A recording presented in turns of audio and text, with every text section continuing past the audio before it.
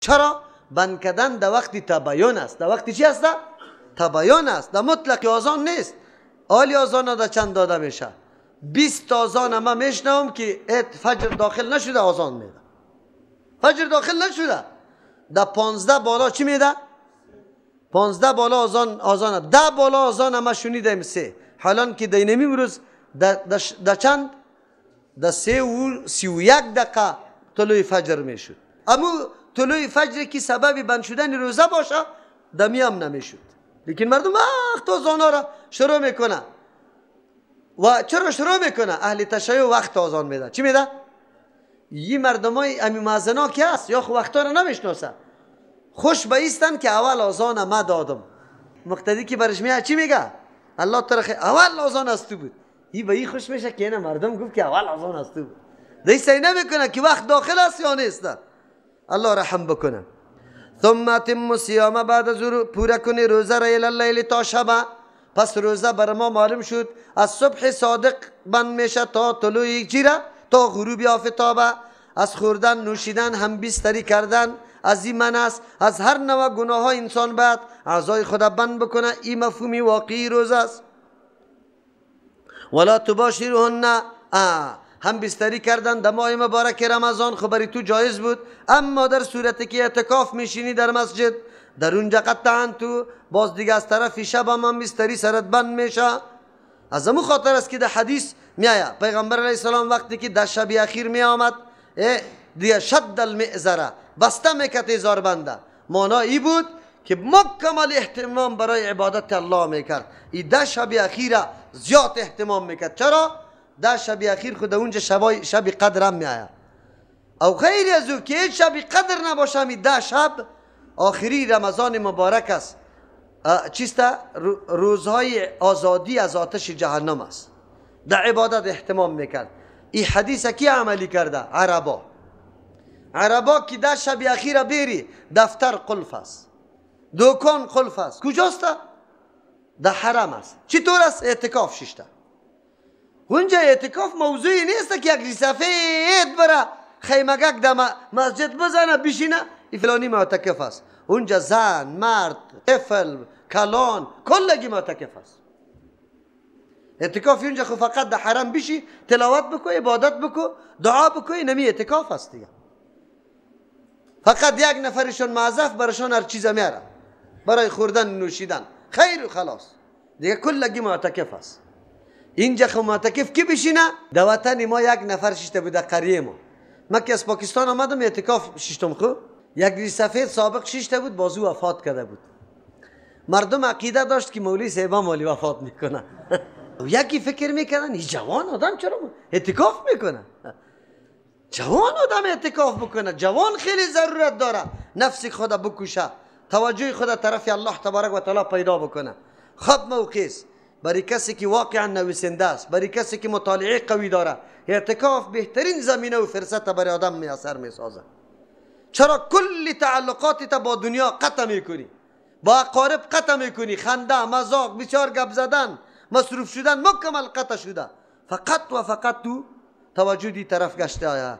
بعضی مردم عقیده داره که اعتکاف فقط غیر از نماز دیگه چیز نکن، همینطور چوب باش. نه، اعتکاف که میشینی هر امری خیر انجام داده میتونی، کتاب نوشته میتونی، کتاب مطالعه میتونی، در اونجا دعوت داده میتونی در مسجد، این کلش هسته.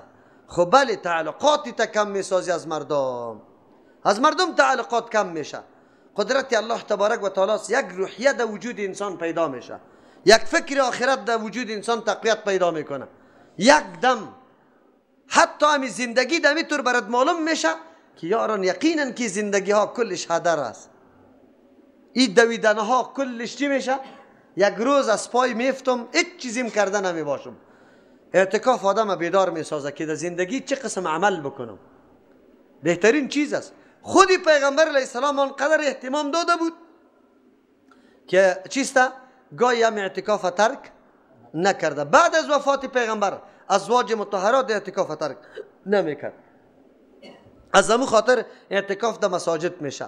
اگرچه بعضی علما محدثین میگه در 3 مسجد میشه. بیت الله بگوی، مسجد حرام که میگه، مسجد نبوی، مسجد بیت المقدس. اما در حدیث مطلق مسجد آمده، در مطلق مسجد اعتکاف میشه. زنا در خانه اعتکاف شده نمیتونه. ازواج مطهرات حجره داشتن اما در مسجد نبوی خیمه میزدن، اعتکاف میکردن. چقدر امن و امان بود در اون زمان. از او خاطر اونجا زن و مرد کلگی اعتکاف میکرد. حالی اعتکاف کس نمیشناسه. الله تبارک و تعالی کدام احکامی که خاص است برای اعتکاف اونم برای ما بیان کرد که در حالت اعتکاف هم بستری نمیشه. تلک حدود الله، اینمی حدود الله است. حدود الله است. از کدام چیزی که الله منع میکنه باز اونجا تعبیر میکنه حدود الله است، یعنی ضوابط است که الله وضع کرده. باز میگه فلا تقربوها، نزدیک نشوید. اگر مامورات الله باشه باز اونجا میگه فلا تعتدوها، تلک حدود الله فلا تعتدوها، تجاوز نکنی از حد. در چیزی که منهی باشه اونجا میگه نزدیک نشوی، نزدیک نشوی. این حدود الله است.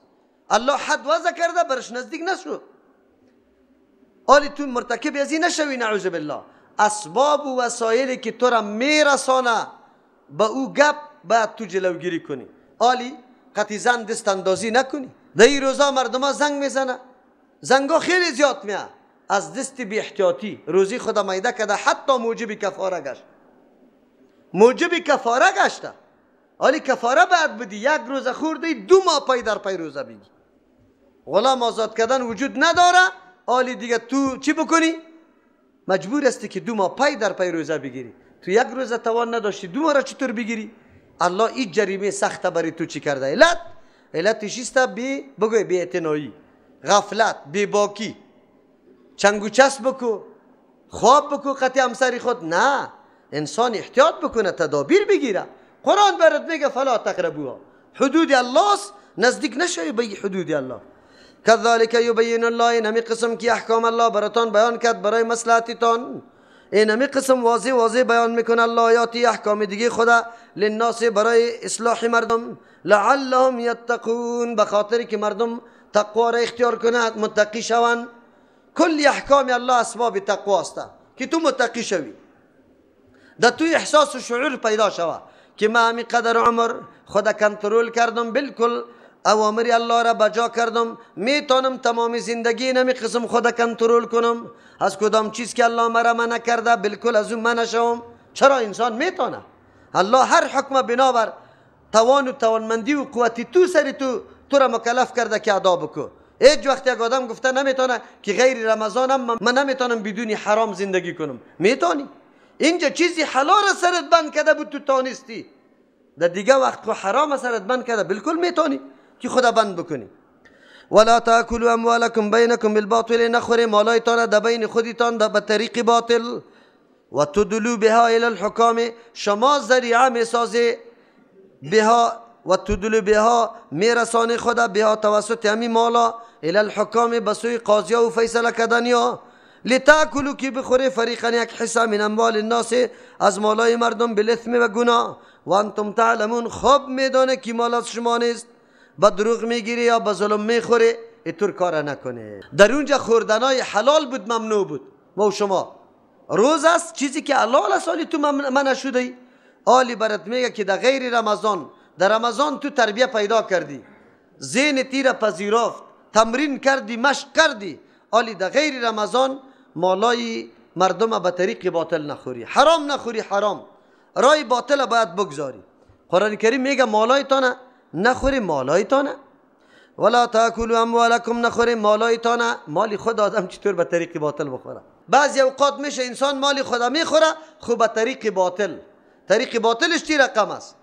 مجلس دایر میکنه، توی بچهش ساز و سروته میاره در اینجا به مردم هم نان میده، خودشم کلی پیشک زده رایسته. خوب به طریق باطل شد یا به طریق مشروع؟ به طریق باطل شد. بدعتا را ایجاد میکنه، 3 و 4 و 40 و جمعی و سال پورگی کرده رایسته، مال خود میخوره لیکن به طریق چیز باطل است. یکی اینجا مراد از مال خود نیست، مال برادر مسلمان دیگه است. خو لیکن الله تبارک و تعالی تو را آگاه میسازه که برادر مسلمان، بنده ما برادر مسلمانت مثل وجودی خودیت است.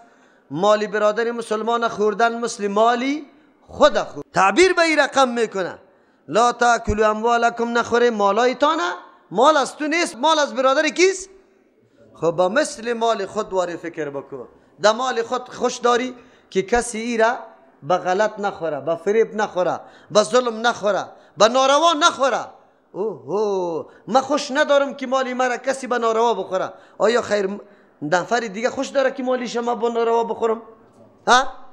چقدر یک احساس و شعور به انسان میده، چقدر احساس. این موبایل خیلی دوست دارم و مال و ملکیت خودم است، نمیخواهم کسی را دزدی بکنه یا ای را به یک طریقه از پیش ما به زور یا به رشوت یا به یک راه دیگه بگیره، نمیخواهم. قرآن بر ما می احساس میده. آلی دیگه کسم نمیخواه که موبایلش تو بگیری، در موتر بالا میشی، کمال اعتماد بس بالای سواری کرده ای، به این خاطر جایم برش اعلا کرده ای، یا است که سواری بالا شده تو یک غمخوری از زیره کردی که جای ازی قید نباشه. خیر است خودت جفت گرفته ای او او مردکه شروع است در جیبی تو او موبایل تو زده. اما تو رست یا نه؟ اسلام چی احساس به مسلمان میده؟ مسلمان کسی است که خود در جای آدمی متضرر قرار بده، بعد از او فکر بکنه که آیا چی معامله قطعی آدم شود، چی معامله شود.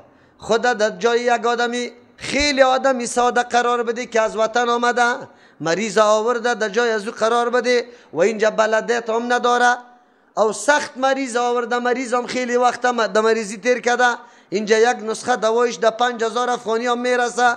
لیکن تو جناب کابلی بسیار تلاش میکنی که ونگ در گیر و مامد دمی لباس بیچاره از دستی که او زیرکی سری پیسه داره، سیاسر هم قطش است، تکسی گرفته نمیتونه، دمی لباس بالا میشه، سیاسر در پیش روان میکنه، بیچارگک ریش سفید است، در پشت سر استاد میشه دمی لباس. در کابل خو ادب شما جوانا قار نکنی، ادب وجود نداره، بریش سفید کسی جای نمیره. این بیچارگک از او بالا محکم گرفته که نفتم، لیکن جنابی کابلی در جانش زده رایسته. کابلی که میگه مانا نیست که کسی در کابل، نه، کسی که اینجا زندگی میکنه خود خیلی چالاک میشماره. نه این بسیار افتخار میکنه که من جیبی کی را زدم، ریش سفید را زدم. اونجا پایین میشه حالی در جیب دست میزنه که پیسه نیسته، کرایه موتر نداره. خب فکر بکنی خود در جای امی ریش سفید قرار بده که از بدخشان بگوی تخار یا از فرا و هلمند یا از خوست و گردیز سیاسر هم آورده ای برای تداوی و امی حالت هم سرت بیا که حتی کرایه موتر نداشته باشی. اینالی تو اینمی دمی حالت خود قرار بده، دمی حالت خود قرار بده که یک کسی دمی حالت پولی بتا بزنه، چی احساس داری، چی قسم داری؟ این آدم چی میگه؟ این چی دعا میکنه؟ این چی میکنه؟ قرآن اونمو درس بر ما میده. ولا تاکلوا اموالکم بینکم بالباطل، مالایتان در بینتان به طریق باطل نخوری. مالایتان، مالای برادرای مسلمانیتان به طریق غیر مشروع نخوری. طریق غیر مشروع سود است، به طریق گیروی خوردنش است. بگوی گیروی را حالی مردم نفیش خورده رویسته. به طریق رشوت میخوره، به طریق دروغ قسم ناحق میخوره، به طریق غصب میخوره. زوردار استی بیادرم، حویلی از ما است، دیوال ما کردیم، دروازه را ما شاندیم، خانه را ما آباد کردیم. گرفته ای تو زورم نمیرسه، نه پول دارم و نه وقت دارم که برم قطعی تو در محکمه ها سر دعوا بکنم. چی بکنم دیگه؟ امروز ببینی که چی حالت روان است در وطنتان. قرآن میگه مال به طریق باطل نخوره. مال آلی به طریق باطل است یا به طریق حق است؟ تاجر امام که مال میاره به طریق باطل است. چه رقم طریق باطل است؟ دوا آمده بود به کیفیت خیلی بالا، فیصدیش مکمل تکمیل و پوره بود، رفت با جناب فابریکه امی دوا، تجاری افغانی ما رفت گفت مواد کم کو، کیفیتش کم بیار، خو لیکن به نرخ ارزان بر ما بده. اینا دوا را وارد کرد، امو دواسته، امو نام است، لیکن در پاکستان یک تاثیر داره، در افغانستان دیگه تاثیر داره. جنریتر از خوب کار میکنه، بسیار فعال است، برقم میده، خیلی چالان هم است، هیچ خرابی نداره. رفت در چین، در ژاپن، امی تاجری افغانی تو اونجا گفت مواد کم کو، کیفیتش پایین بیار، نامش همون نام، لیکن برای ما ارزان بده. در کل مالا تقلب کاری شروع یا نیست؟ در کل مالا. ما حتی در میوه خودم تقلب کاری کردیم، نکردیم؟ کریت چی رقم پر کردیم؟ زیرش غوره پوره انداختی، کلش کرمی را خود سرش شموار زردالو را چندی. در چشم مردم خاک مندازی یا نمیندازی؟ مندازی. ما برای شما او روز گفته بودیم یا نگفته بودم؟ کارتن انگور گرفتم، شموار انگور بالا، دستی امید انگور فروش تخت چوب آورد از زیری چی؟ ما این قدر خوشی کردم که چقدر مسلمان آدم است که کالی کارتن از زیرش تخته میده، به خاطر که ایره که من میبرم چی نشوانه؟ انگور زده نشوه. او مکمل گنده بوده. وقتی که در خانه بردم که کارتن اینطور کردم که در موسرش فقط یک قطاره انگور، دیگه یک دم پنپنک و سیاه شده بود. کارتن زیر افتاد. این حالی مردمی. ببینی اسلامیت امیر میگه امی آدم امی دکاندار سایسته که من ساده آدم است و مقدر نمیفهم، او سر من این موبایل 1000 قیمت داره تو 3000 گفته ای و من بیچاره نمیفهمیدم. گفتم نخوادی قدر زیاد قیمت بگویه، 200 روپیه شاید قیمت گفته باشه. برات میگم که 2500 میدی یا نمیدی؟ بره 2500. اینطوری موبایل هم 2500 کس میده. چند قدم که رفتم علی صدا میکنی بیا خیر است برای تو میدم. چرا فریب میدی؟ چی ضرور است؟ قیمت مالی اصلی تا بگو مال می قدر قیمت داره. عیبش هم بگو. تو یک دفعه حدیث پیغمبر بخون که پیغمبر در این مورد چی میگه؟ که کسی که فریب کاری میکنه و از من نیست، در امتی من شمار نمیشه. او تو کلی عمر دکانی تسریزی چلان دی، باز چیسته؟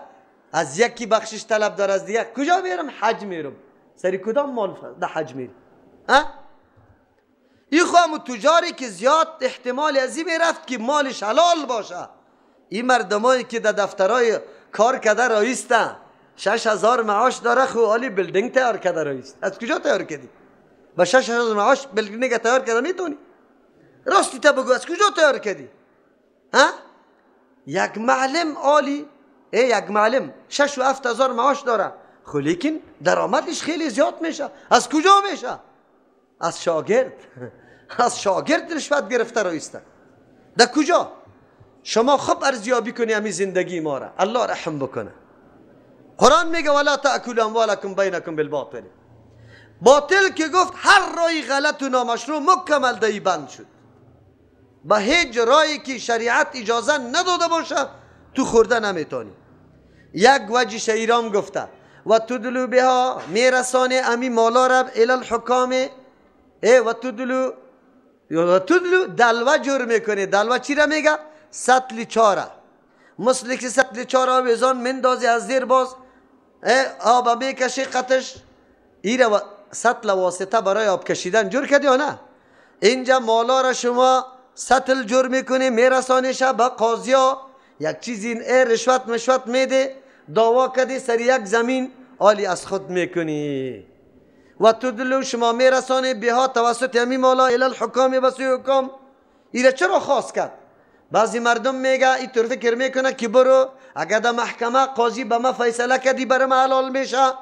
الله میگه حلال نمیشه. قاضی در تو فیصله کرد بنابر دلایل ظاهری، خو لیکن فیصله قاضی مال حرام حلال ساخته نمیتونه. پیغمبر علیه السلام 2 نفر پیشش آمد، نزاع داشت سر یک موضوع. یکیش خیلی چالاک بود، امیطور گپا میزد که دیگه کس قطش گپ زده نمیتونست. پیغمبر علیه السلام برشان فرمود، گفت بفهمی شده میتونه یکی از شما خیلی در زبان تیز باشه و اینطور دلایل بگویه که من فیصله برای او آدم بکنم، خو لیکن در حقیقت امر امو مال از او نباشه. مثل که آتش جهنم برش فیصله کرده بود. آتش جهنم. بس صحابی بود، گفت نه حقی از اوسته. بس خیر خلاص. امروز با چشمی سر میبینم که حق من نیست، ناحق دعوا کردیم، امر رشوت داده رویستم، امال به طریقی چی میخورم؟ باطل. و ایره ناز افتخارم میکنم که من بردم. از کی بردی؟ از مظلوم. مظلوم کسی نداره که انتقام بگیره. پیشتر نگفتم که اتقی دعوت المظلوم. از دعای مظلوم بترس که در بین دعای مظلوم و الله حجاب وجود نداره. چطور خوش هستی؟ کسی مسلمان باشه نزاعش پیدا میشه. معلوم دار است که این موبایل از کیست از کی نیست. ولی امروز ببینه محکمه ها دوسیه ها افتاده 10 سال 20 سال دعوا کرده تالیرم حل نشده، زندگی برشان باقی نمانده. خو قاضی بدبختم فیصله نکرده، او میگه گوی شیری برم نو پیدا شده. برش چی میگه؟ یک چند نفر خو می آوردی؟ کدام نفر آره؟ موی درازا را یک چند نفر قرقلی والا را می آوردی. قرقلی والا را چی میگه؟ کلدار. موی درازا چی میگه؟ دلار. عجیب گپ است. میگه این روی دارا را می آوردی که فیصله میکردم.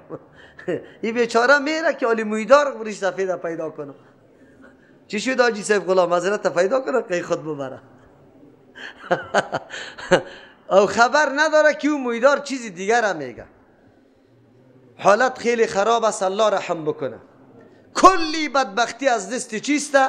در قرآن کتاب الله ننشستن، ایمانی درست نداره، عقیده درست نداره، در این فکر نیستن که یک روز پیش الله تبارک و تعالی رفته نیستیم. به الله خود چی جواب میگیم؟ فیصله را چرا نمیکنم؟ سری حق مردم چرا شکم انداختیم؟ چرا دعوای نحق میکنم؟ بس مؤمن هیچ نزاقتی کسی نداره. داره؟ نداره. لتأکلوا فریقا که بخوری شما یک حصه من اموال الناس، مالای مردم بالاثم به گناه قصدن.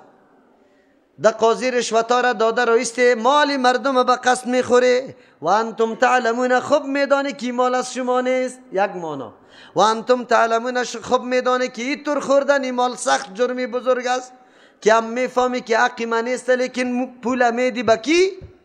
با قاضی. قاضی صاحب در حقی تو فیصله میکنه، فیصله قاضی بری مال بری تو حلال کده نمیتونه و حرام است. یک حدیث پیغمبر علیه السلام میگه کسی که یک بل زمین به غصب به ظلم گرفت تا روز قیامت تا 7م طبقه زمین در گردن ازی چی میشه؟